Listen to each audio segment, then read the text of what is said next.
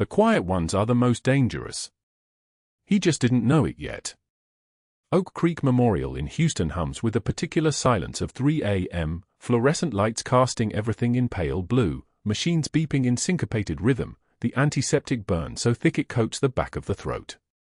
Natalie Hayes moves through the cardiac ICU with the kind of efficiency that doesn't announce itself, her shoes silent against polished tile, her movements economical and precise. She's been a nurse here for 3 weeks. 3 weeks of keeping her head down, keeping her hand steady, keeping everything about herself folded away in places no one thinks to look.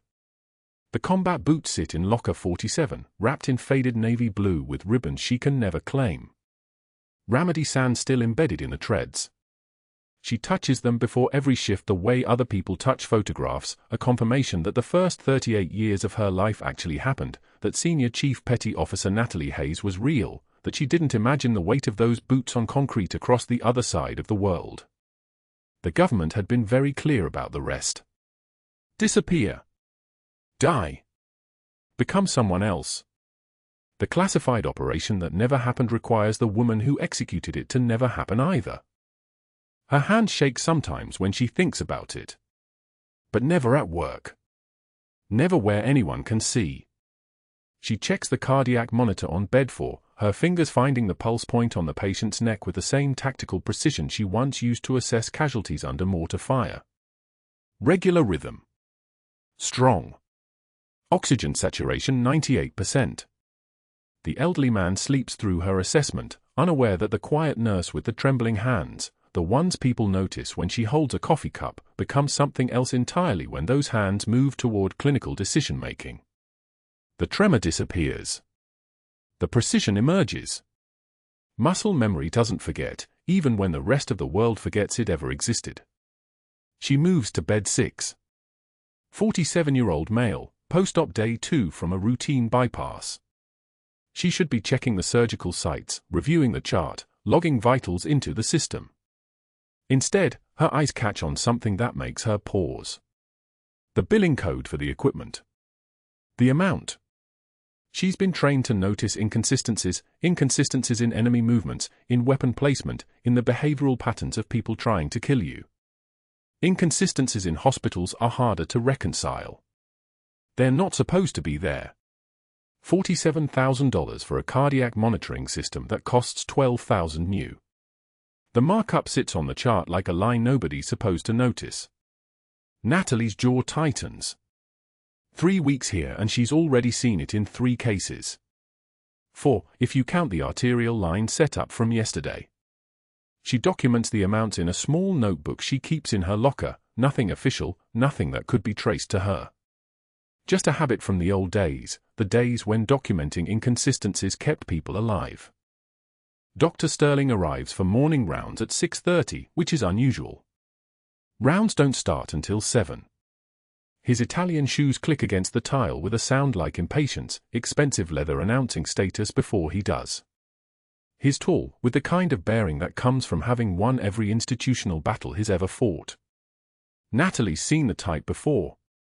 In some ways, he reminds her of Lieutenant Commander Vasquez, except Vasquez had actually earned his authority instead of inheriting it from a family trust fund and a medical degree from Yale.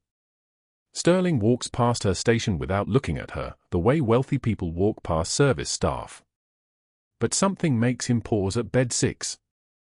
He stands there for exactly 14 seconds, she counts automatically, another habit, reviewing the chart she's just been examining. When he looks up, his eyes scan the ICU until they find her. They're pale gray, the color of concrete, and they contain nothing resembling curiosity. Just calculation. "You're new here, aren't you?" He says it while walking toward her, not bothering to introduce himself. The tone suggests he's already decided she's beneath the effort. New nurses always get confused about the protocols. Natalie looks up from the monitor, making sure her hands are steady on the keyboard before speaking. 3 weeks, doctor.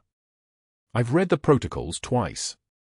Her voice comes out deferential, the way she's learned to make it sound. Not confident. Not challenging. Just a nurse reporting to the attending physician. 3 weeks. He nods slowly, as if this explains something he suspected. And you're already questioning the billing practices, I hear. The words land like a punch. She hasn't told anyone. She's been careful. She's always careful. The fact that he knows means administration told him, which means they're tracking what she's looking at, which means she was stupid to think she could just quietly document inconsistencies without someone noticing. Someone always notices. That's rule 1. That's the rule that got you killed in Ramadi if you forgot it.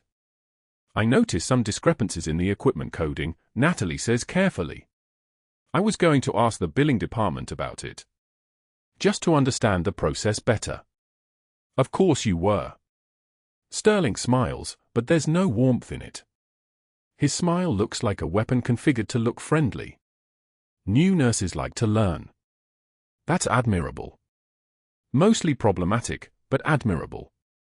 He leans against the counter, his presence somehow making the entire ICU feel smaller. Here's what I'm going to tell you. The billing codes are above your pay grade. You're here to check vitals and change bedpans and make sure the attending physicians have what we need to do our jobs. Nothing more. You understand? Yes, doctor. She forces the subservience into her voice like a costume. Her hands want to clench, but she keeps them flat on the desk. I understand. Good. He straightens, adjusting his tie, a silk thing that probably costs more than she makes in a week. We're a team here at Oak Creek. Teams work best when everyone stays in their lane. You seem like someone who wants to work hard. Stay in your lane, and you'll do fine here. Step outside it, and... He pauses, letting the implication breathe. Well, let's just say we don't keep employees who create problems. He walks away before she can respond, his shoes clicking in that arrogant rhythm toward the next bed, the next patient, the next opportunity to remind the world of his dominion over it. But that's when Natalie realizes something that makes her stomach drop. He didn't just know she was asking about billing. He knew exactly which patient she'd been reviewing. He knew about the arterial line setup from yesterday. He's been monitoring her. Or someone has been monitoring her for him. They work fast. The rest of her shift becomes a study in movement without purpose. She completes her rounds, she logs her vitals, she keeps her hands occupied with the repetitive work that keeps nurses invisible. But her mind is cataloging exits, calculating timelines, running through the scenarios she thought she'd left behind in Ramadi. This is different. There's no gun. No IED. Just a man in an Italian suit who understands that the only weapon that works in a hospital is institutional power, and he has all of it. At 6:58 a.m., as the night shift ends and the day staff begins filtering in, Natalie returns to locker 47. She opens it slowly, seeing the boots wrapped in their navy blue, the sand of a place that's supposed to be forgotten still visible in the creases. Her hands do tremble then, just slightly, just for a moment. She closes the locker and locks it, and her hand stops shaking. She's been erased once before. She survived it. She'll survive it again if she has to. But something tells her that Dr. Sterling has just underestimated exactly who he's trying to remove from his hospital, and that is a mistake that will have consequences neither of them can see coming yet. The fluorescent lights buzz overhead as she clocks out, and somewhere in that electronic hum, 3 a.m. is becoming tomorrow, and futures are being written by people who don't understand that quiet nurses sometimes carry secrets bigger than institutions. The cafeteria at Oak Creek Memorial smelled like industrial gravy and broken promises at 11:36 a.m. when Dr. Sterling made his announcement. Natalie was halfway through the lunch line, her tray balanced on one hand, when his voice cut across 40 staff members like a surgical blade. "I'll give it a week before the new girl quits," he said loudly to the surgical residents clustered around his table, pulling a $50 bill from his wallet and slapping it onto the stainless steel surface. "Real medicine isn't for everyone, gentlemen. Some people just don't have the stomach for it." The residents laughed, the kind of laugh that echoes in hospital corridors, the kind that marks hierarchy and power. Natalie kept her eyes forward. She selected a turkey sandwich, a cup of tomato soup, an apple. The line moved. Her hands were steady. Not a tremor. Not a flinch. She turned toward the exit, her path taking her directly past Sterling's table. That's when he did it. His elbow extended with the casual precision of someone who had practiced humiliation before, who understood the exact physics of public degradation. The tray tilted. The soup cup tumbled. Turkey sandwich, apple, ceramic bowl, all of it cascaded to the polished floor in a violent bloom of red liquid and scattered fragments. The sound of breaking ceramic cut through the cafeteria like a gunshot. 40 pairs of eyes locked onto her. "Pick that up, sweetheart," Sterling said, his voice dripping with contempt so thick you could taste it. "And when you're done, remember who the real doctors are in this hospital." The cafeteria held its breath. Nurses looked away.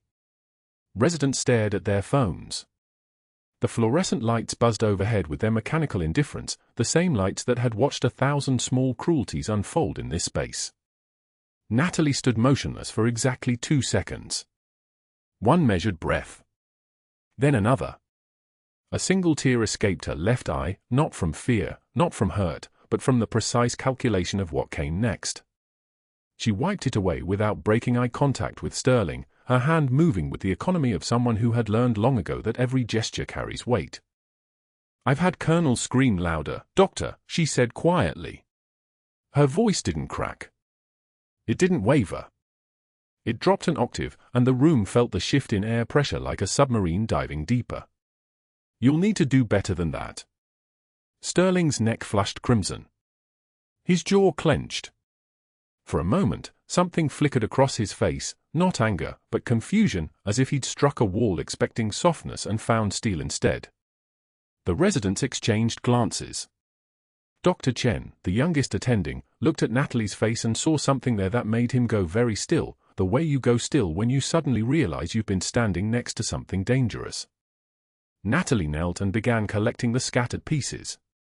Her movements were controlled, methodical, the hands of someone trained in crisis situations moving through the motions of cleanup with the same precision she used during medical emergencies.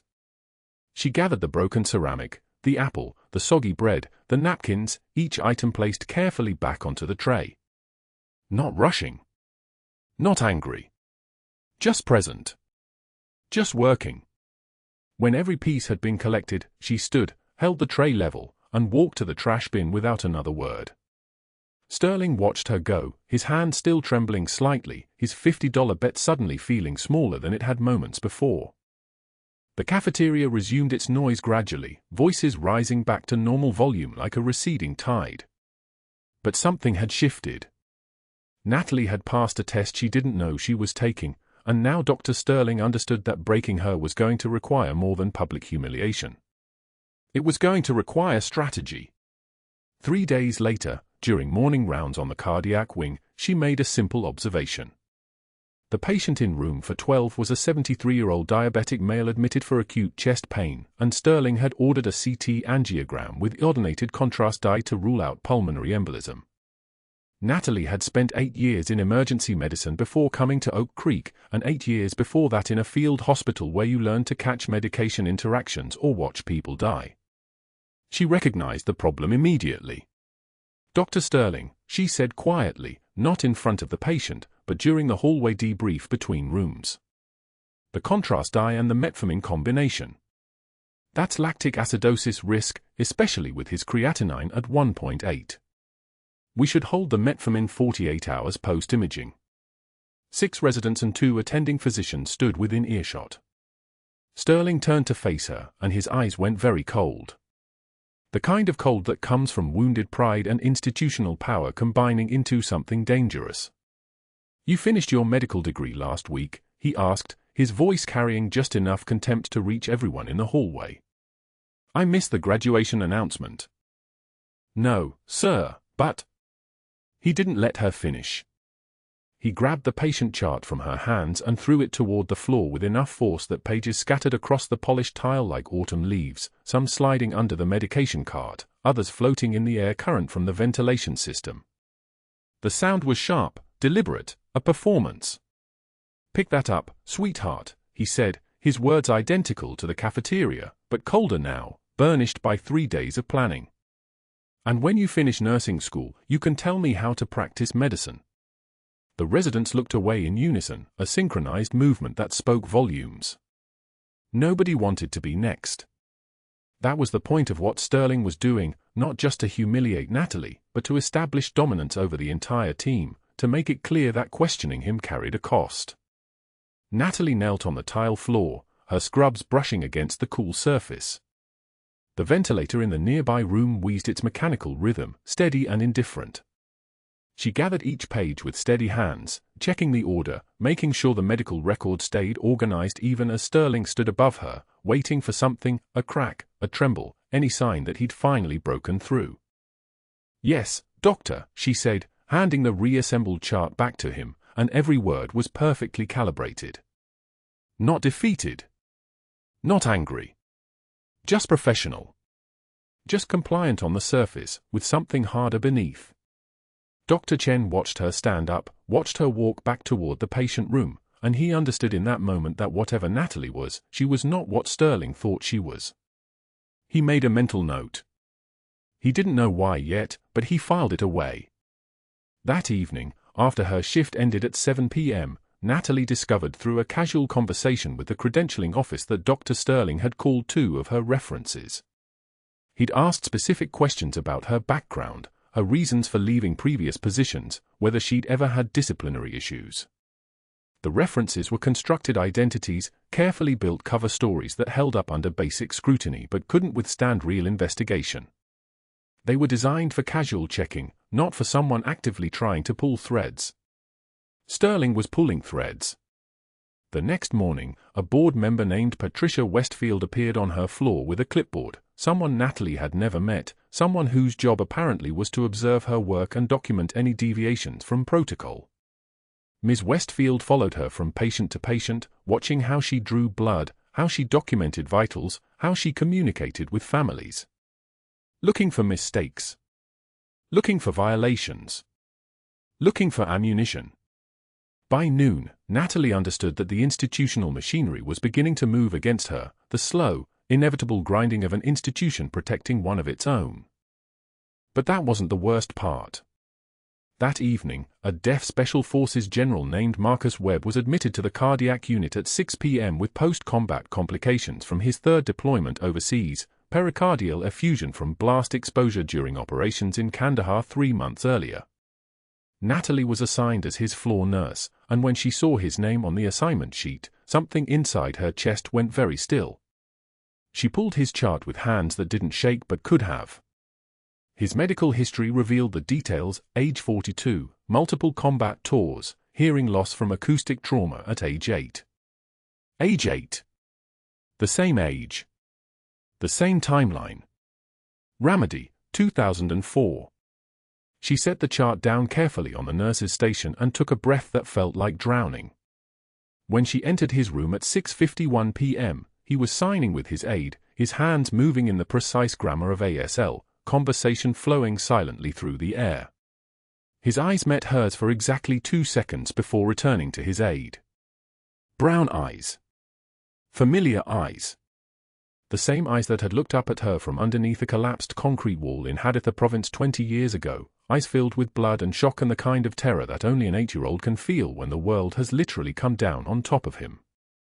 She signed basic questions about his pain level, her fingers moving through the language she'd learned in a field hospital where you communicated with your hands because bullets made voices unreliable. His eyebrows raised when she signed fluently. Recognition flickered, but not of her. Just surprised that a hospital nurse in Houston spoke his language. Dr. Sterling arrived at 8:15 p.m., dismissive and certain. Standard effusion, he said to the aide, not to the general, not looking at Natalie. We'll monitor it. No intervention at this stage. But Natalie had been watching the monitor for the last 90 minutes. The fluid accumulation was accelerating. Pericardial pressure building. The numbers were trending wrong. Doctor, the fluid rate is concerning, she said quietly. The tamponade risk? Are you questioning my medical judgment? Again? Sterling's voice carried the weight of 3 days of institutional maneuvering, of board members with clipboards, of constructed narratives about her competence. He made a note on his tablet, and Natalie watched her fate being documented in real time. "You're reassigned effective immediately. I need objective nurses on this case. You're too emotionally involved. Too emotionally involved." The words hung in the air like poison gas. By 9 p.m., she'd been written up for insubordination. By 9:22 p.m., she'd been removed from the general's care, relegated to a different floor, her access to his unit restricted to professional necessity only. Sterling had moved faster than she anticipated. The strategy phase was accelerating. But at 9:33 p.m., when her shift should have ended, Natalie didn't leave. She lingered near the ICU on her way out, positioning herself in the hallway outside the cardiac unit, watching the general's monitor through the glass partition. The numbers were worse. Pressure climbing. Fluid accumulating faster than any standard pericardial effusion should. The ticking clock was audible in the beeping of the monitor, each pulse a countdown to something she wasn't allowed to prevent. She should leave. She was already on thin ice, already on borrowed time, already marked for removal.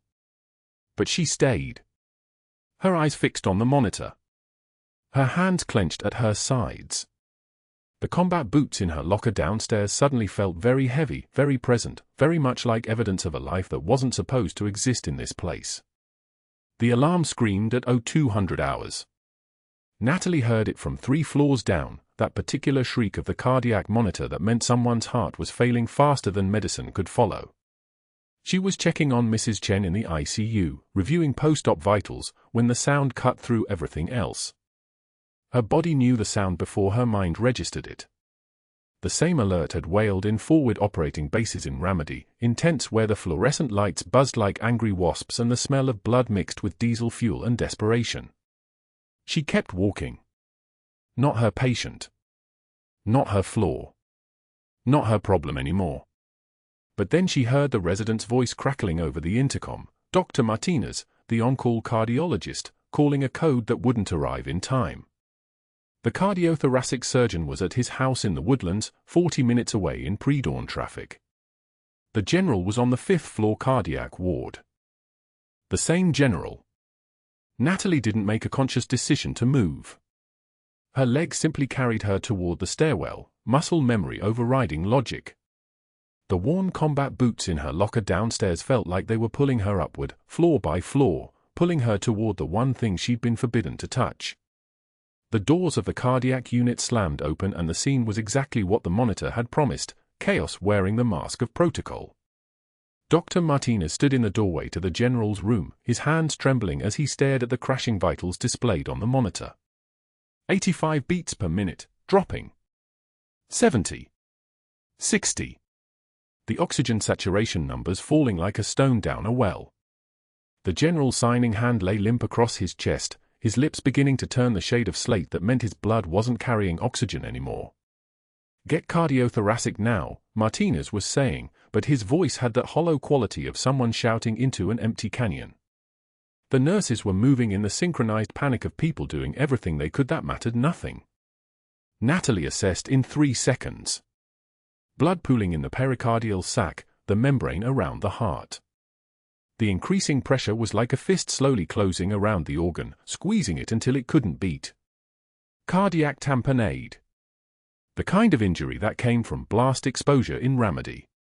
The kind of injury she'd treated while mortars landed 200 meters away and the radio crackled with coordinates of incoming fire. The kind of injury that killed soldiers if you waited for specialists to arrive. She stepped into the room. No one stopped her.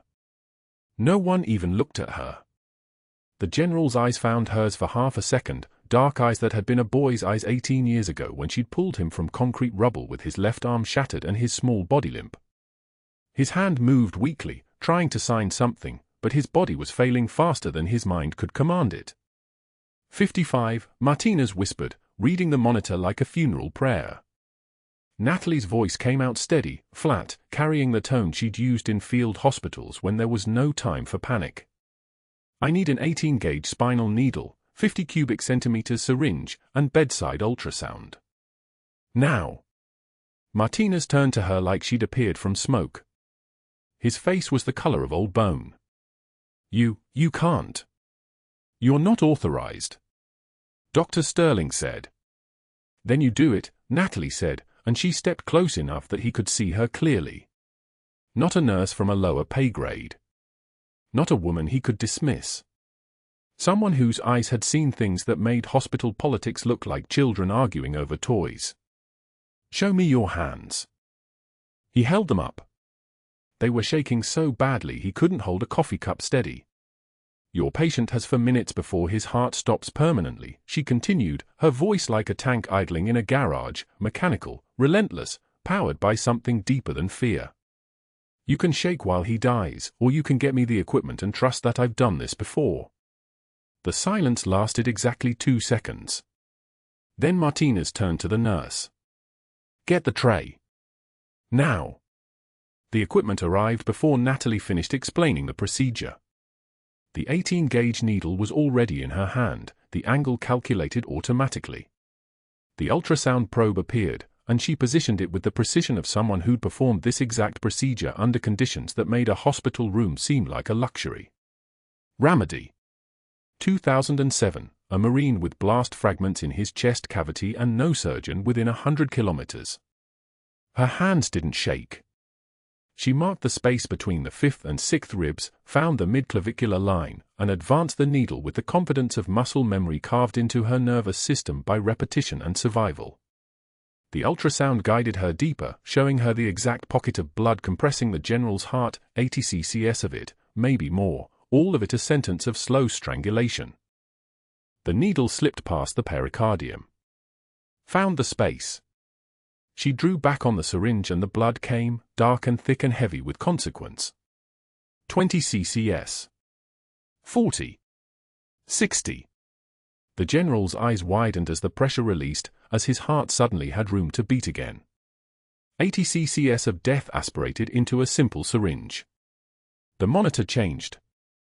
The rhythm improved. The oxygen saturation climbed, 75. 80. 88. 92. The general gasped, his color returning like someone waking from underwater, his signing hand suddenly able to move again.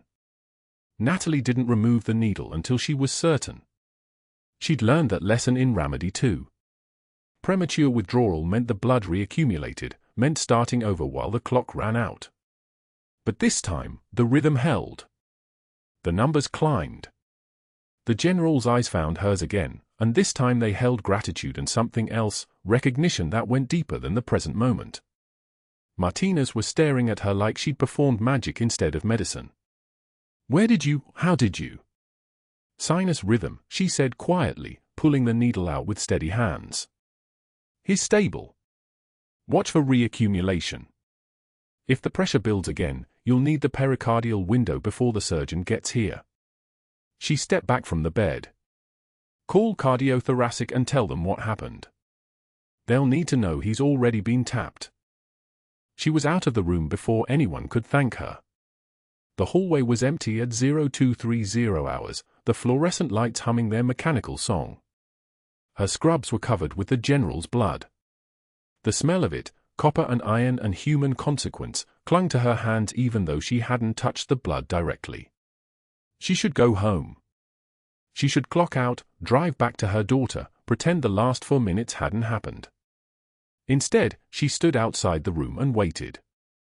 Waited for the cardiothoracic surgeon to arrive.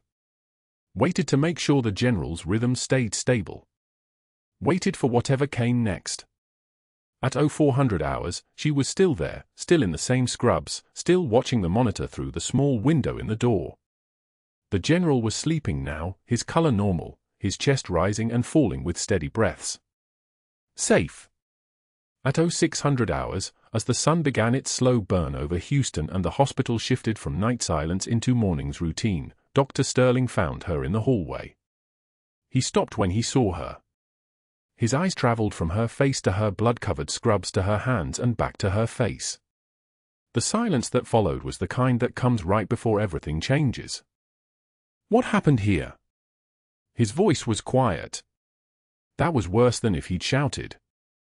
The general had cardiac tamponade, she said, her voice still level. Still measured. Still not revealing anything.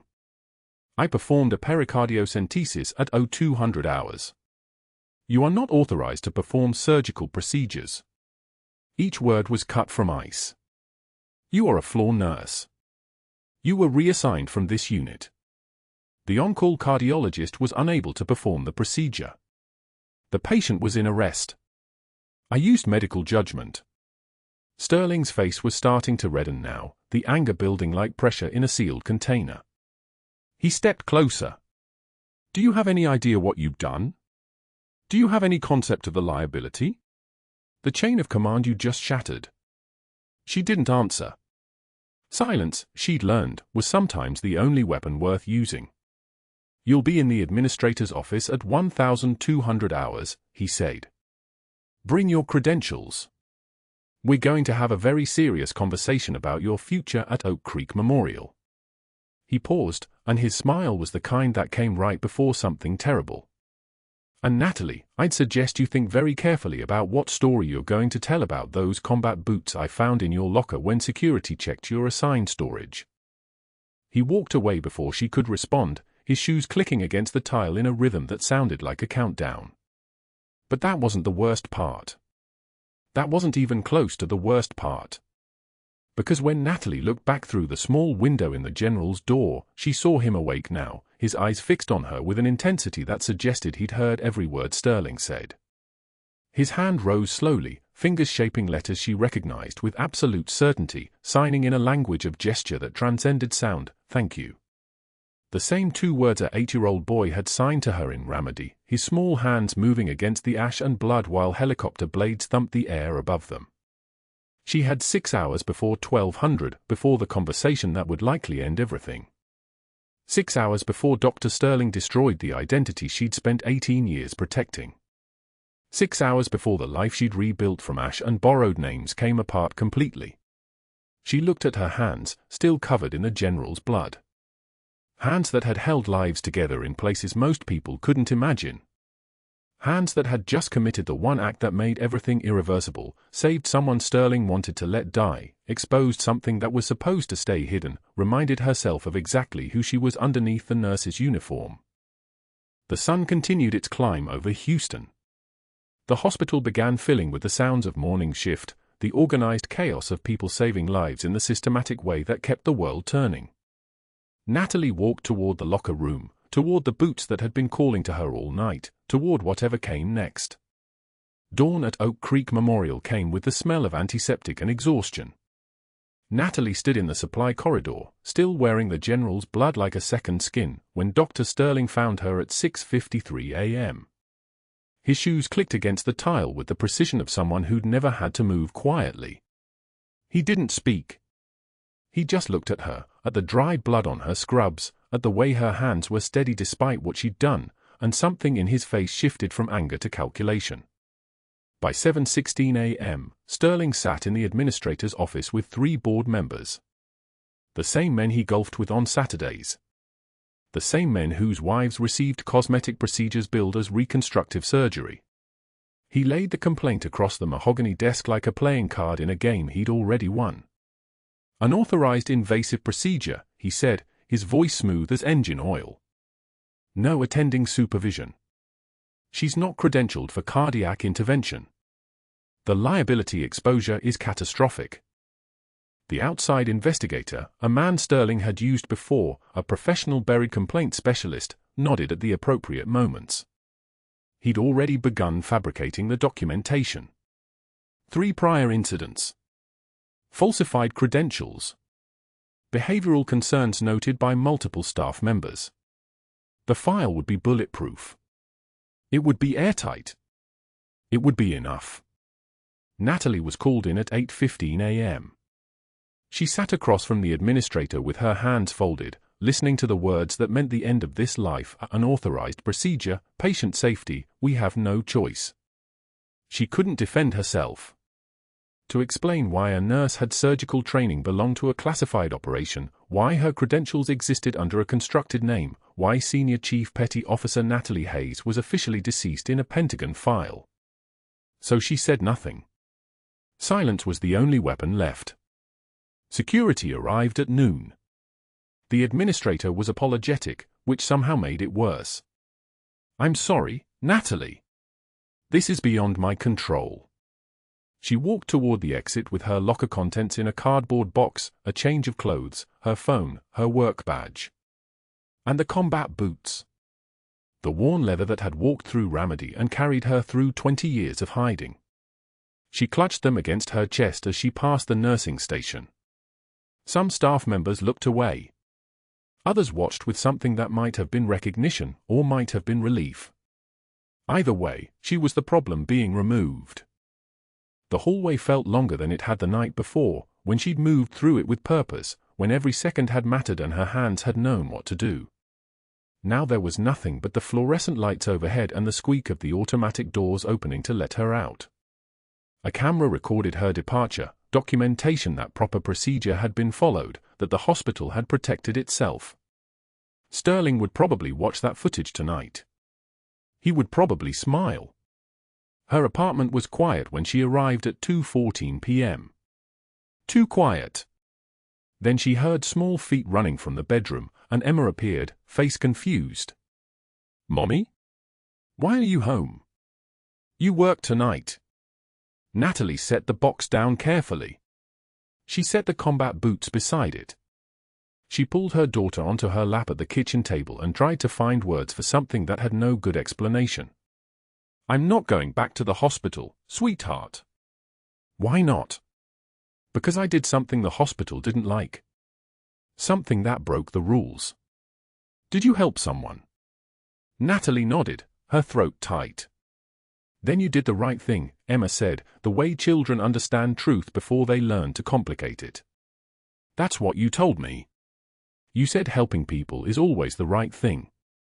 Natalie pulled her daughter close, pressing her face into the child's hair, and let herself break just enough to cry. Just enough to feel the weight of it, the firing, the silence, the 20 years of hiding that she'd maintained perfectly until the moment she couldn't maintain it anymore. The general was alive. That had to be enough. It had to be. That night, Sterling celebrated at Papa's Brothers Steakhouse, the kind of place where the meat was aged and the scotch cost more than some people's monthly rent. He sat with his board members, raising a glass of 25-year-old Macallan. "Problem solved," he said, and the men around him laughed, secure in the knowledge that Oak Creek Memorial was clean, that liability was managed, that difficult employees were expedited to the door. He didn't know that the FBI had been investigating Oak Creek Memorial's Medicare billing anomalies for 6 months. He didn't know that an agent named Martinez had flagged a pattern of inflated charges that totaled $2.3 million across 3 years. He didn't know that a file was being assembled, one piece at a time, one charge at a time. He didn't know that a former Fedayeen commander named Khalif was being processed through a Department of Defense asylum program, scheduled for medical screening at Oak Creek Memorial at 8:51 a.m. the next day. He didn't know that Khalif had carried a photograph in his pocket for 17 years, a faded picture of a boy being pulled from rubble by a woman with steady hands and a face he would never forget. And he didn't know that the general's aide, Commander Briggs, had spent the entire night making phone calls. Calls to SOCOM headquarters. Calls to the Naval Special Warfare Command. Calls that began with the same sentence, "I need to report a situation involving a possible classified operative." But that wasn't the worst part. The worst part was what happened next. Natalie returned to Oak Creek Memorial at 2:37 p.m. the following day, nearly 46 hours after her termination. She'd promised the general she would handle his discharge paperwork personally. She'd promised the paperwork would be ready when he left. Natalie finished what she started, even when finishing meant walking back into the place that had just discarded her. She wore civilian clothes, jeans and a blue sweater, and no badge. Technically, she was trespassing. The general was in the hallway with Commander Briggs, reviewing his discharge instructions, when the new patient arrived for intake screening. A man with haunted eyes. A man who'd spent years in positions that required him to remember faces. A man named Khalif who'd been waiting 17 years for this moment, though he didn't know why the universe had suddenly decided to grant it. Khalif saw Natalie at the same moment she saw him. His entire body went rigid. His hands rose in a gesture of shock and recognition.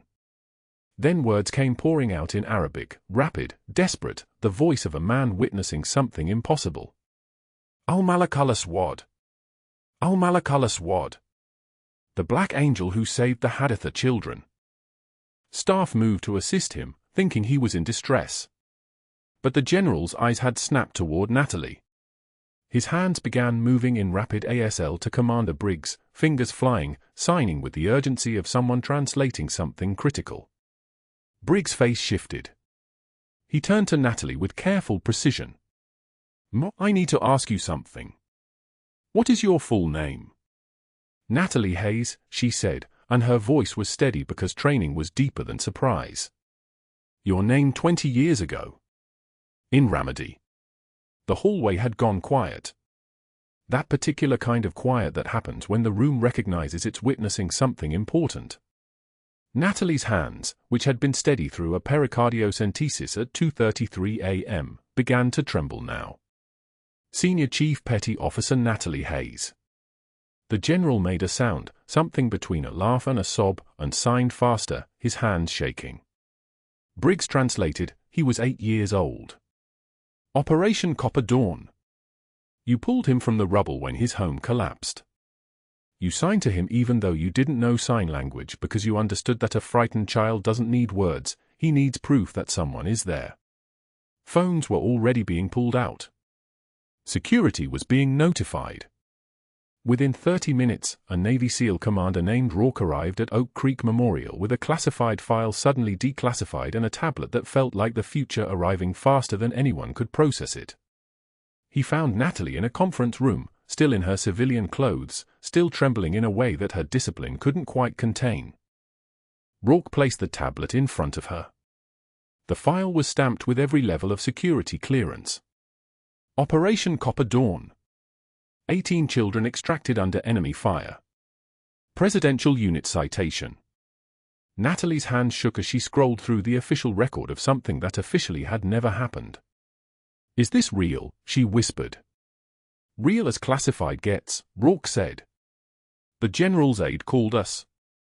We've been monitoring this situation since you saved the general's life. Everything changes now. By 3:56 p.m., Dr. Sterling had heard rumors. By 4:15 p.m., he'd assembled an emergency board meeting to address the security breach, a terminated employee trespassing on hospital grounds. He was mid-sentence about protocol violations when the conference room door opened. The room went so quiet you could hear the rain outside beginning to hammer against the windows. 2 days after they escorted her from Oak Creek Memorial with her boots clutched against her chest like a child, a Fedayeen commander walked through the emergency intake doors under an asylum program, his transfer papers stamped by the State Department, his pass supposedly buried. The same pass Natalie couldn't escape. The same hospital that had fired her still pulled at her like gravity. She came back at dawn in civilian clothes, jeans and a faded Houston Texans hoodie, her hair down instead of pinned, trying to be invisible. Not to save anyone. She'd learned that lesson. She came back because she'd promised the general she'd complete his discharge papers, would see his vital signs stable on the final report before he transferred to Walter Reed for specialized rehabilitation. Some promises didn't expire just because your security clearance got revoked and your identity got buried again. The paperwork was in her hands, signed by Dr. Chen, the resident who'd frozen during the emergency, who'd watched her save a life and then watched her get fired for it. She moved through the corridor with the gait of someone who'd already lost everything, which meant she had nothing left to fear. The hospital smelled the same, antiseptic and fear and that particular coffee-flavored desperation that belonged to staff working their third double shift. The Fedayeen commander was in a wheelchair near the second-floor rehabilitation unit, an aide pushing him toward physical therapy. One look at her face, just a passing nurse in casual clothes, and he lurched forward, his hands gripping the wheelchair arms with the intensity of someone who'd just seen a ghost materialize in the wrong country. Al-Malak al-Aswad. His voice cracked like thunder. The Black Angel. The one who saved the Haditha children. The hallway went so quiet you could hear the ventilator wheeze from the ICU 3 rooms down. Nurses stopped. A resident mid-chart looked up. Natalie kept walking. She didn't speed up. She didn't acknowledge. That was her composure now, not performance, not strategy. Just the kind of calm that comes from having already survived the worst your government could do to you.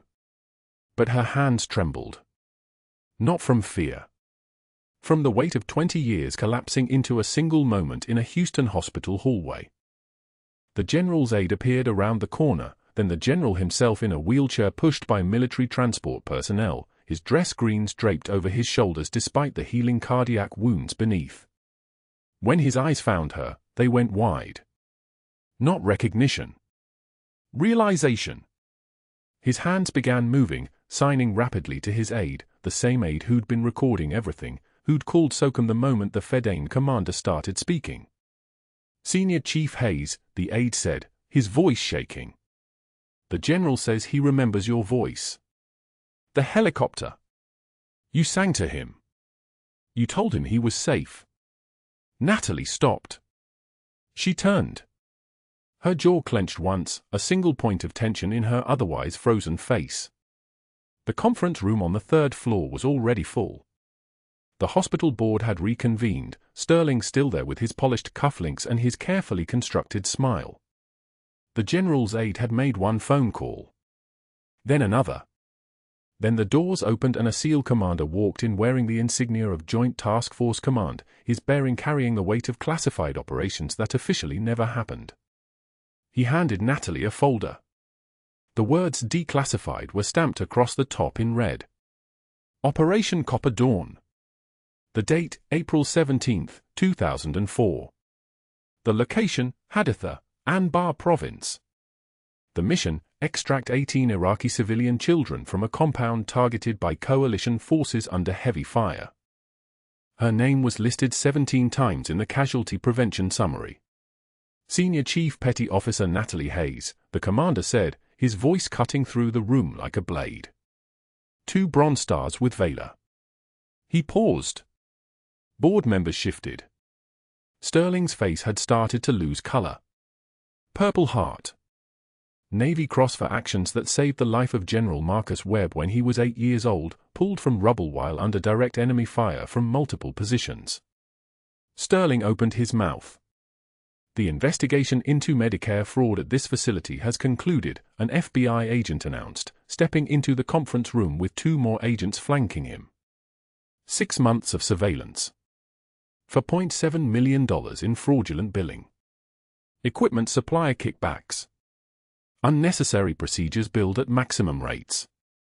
Dr. James Sterling, you're under arrest. The handcuffs were the same kind that hospital security used to restrain combative patients.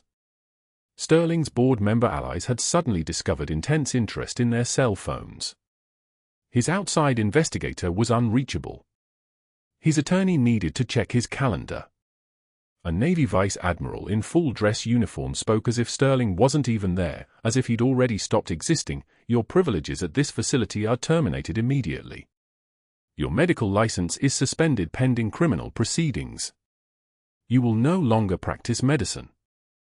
The walk was the same as hers had been 48 hours earlier. Down the hallway. Past the staff she'd terrorized. Past the nurses he'd threatened with confidentiality agreements and career destruction. Past Dr. Chen, who covered her mouth when she realized what was happening. The perp walk footage captured it perfectly, Sterling's hands cuffed, his face the color of old bone, walking past the same staff who'd watched Natalie get escorted out with her boots clutched like contraband. A resident whispered to another resident, he fired the woman who saved him. By that evening, the footage had been posted, shared, retweeted 5,000 times. The headline wrote itself, fired for heroism, nurse's secret military past exposed by Medicare fraud investigation. The general requested that Natalie come to his room before discharge. The aide met her in the hallway with his phone already recording. The general wanted a proper record, wanted to document what he needed to say to the woman he'd been dreaming about since 2004, since the moment her voice cut through the dark and told him to breathe, just breathe, you're safe now. He signed slowly, deliberately, making sure she understood every word. I remember your voice. You sang to me in the helicopter. Told me I was safe. I never forgot. Never. Natalie's hands moved before her mind caught up. You were brave, she signed back, her fingers precise in the same military sign language she'd taught to supply personnel 2 decades ago. You were so brave. Look at you now. The general reached for the boots, the worn leather combat boots that someone had returned to Natalie from her locker, the ones she'd carried into the hospital on her first shift, the ones that held Ramadi sand and blood and the weight of every decision she'd made to stay invisible. He held them like they were the Holy Grail. These saved me, he signed. Twice. 6 months passed in the time it takes to process federal charges and arrange ceremonial proceedings. Sterling's medical license was suspended. His assets were seized. His name was removed from the surgical wing he'd funded with stolen money. The final photograph showed him at a community college teaching CPR to board high school students for minimum wage, wearing a name tag that read Dr. Sterling, though everyone in the program knew the truth. A student asked if he'd ever worked at a real hospital. He never answered.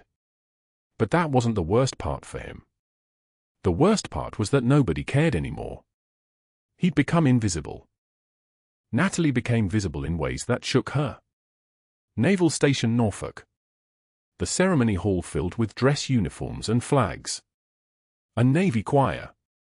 300 witnesses and every camera in the room because her story, once erased by governments, once deemed too dangerous for public knowledge, had become public property. She stood in her Navy dress whites for the first time since her medical discharge in 2005, the uniform hanging on her frame like a ghost of who she used to be. The general, also in dress whites despite his healing wounds, stood before her. The Vice Admiral read the citation for the Navy Cross, classified for 20 years, for extraordinary heroism in combat operations under intense enemy fire. 18 children extracted from a hostile zone. 2 gunshot wounds sustained. Refused medical evacuation until all children were secured. The medal slipped around her neck. The general knelt. The room went so quiet you could hear the rain hammering against the Norfolk windows, the same rain that had fallen on Houston when she tried to explain to her 7-year-old daughter why Mommy couldn't go back to work. The general reached beneath the podium and lifted the boots, the ones with Ramadi sand still visible in the treads, the one she'd clutched when security escorted her from Oak Creek Memorial. He placed them on the podium between them. His hand signed, "These carried you to me when I was dying. They carried you to me again when I was dying. They are holy ground." Natalie knelt to face him, eye to eye, 2 warriors who'd found each other twice across 20 years and 3 continents. She signed back, "You saved me first. You gave me a reason to be brave." The folded flag came later, the one that officially restored Senior Chief Petty Officer Natalie Hayes to life, that erased the ghost, that made her visible again.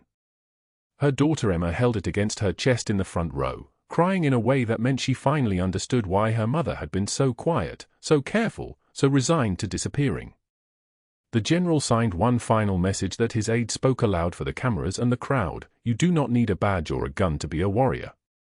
The following month, Natalie was offered the position of Director of Emergency Medicine at Oak Creek Memorial. She accepted.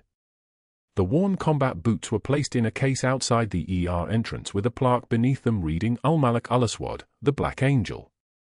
New nurses stopped to read the story every shift. Dr. Chen, now her deputy director, told them, "She taught me that doing the right thing always costs something. But silence costs more." If this story resonated with you, if you've ever been underestimated by someone who didn't know your true value, or if you've witnessed injustice and wondered if speaking up was worth a cost, please subscribe and hit that notification bell so you never miss a story about the quiet heroes who change everything. Comment below, have you ever judged someone only to find out you were dead wrong? I read every comment, and your stories matter. Like this video, share it with someone who needs to be reminded that true power isn't a title. It's the ability to help when nobody's watching.